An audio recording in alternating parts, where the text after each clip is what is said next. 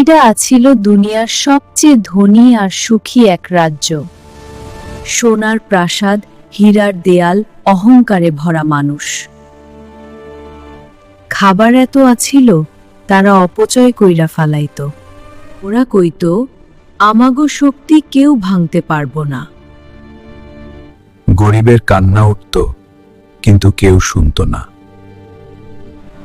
তখন আল্লাহ পাঠাইলেন এক সতর্ক বার্তার মানুষ। তিনি কইলেন, অন্যায় ছাইরা আল্লাহরে ভয় করো। লোকজন হাসতেছিল, ভয় দেখাইয়া লাভ নাই। কিন্তু আকাশে তখন কালো মেঘ জমতেছিল। এক নীরব ভয়ঙ্কর রাত নামল শহরের উপর।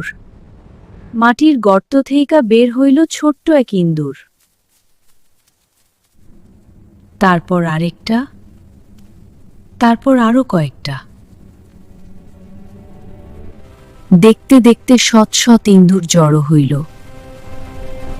ওরা সোজা রওনা দিল ধানের গুদামের দিকে। ধানের বস্তা কাইটা শস্য ছড়াইয়া দিল।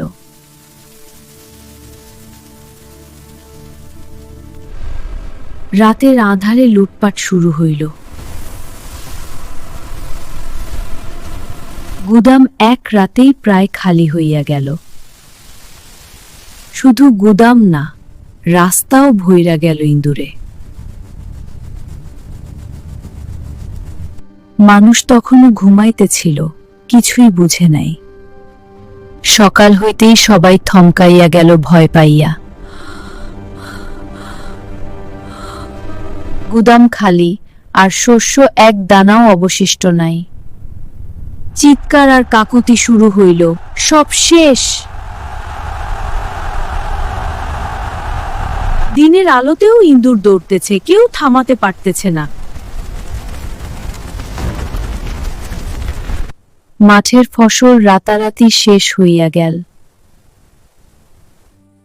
সবুজ জমি এখন শুকনা আর ফাটল ধরা।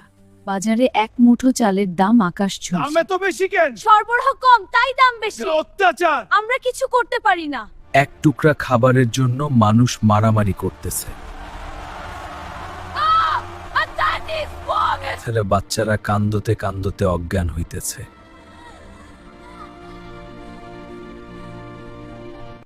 মায়েরা বুকের দুধও দিতে পারতেছে না।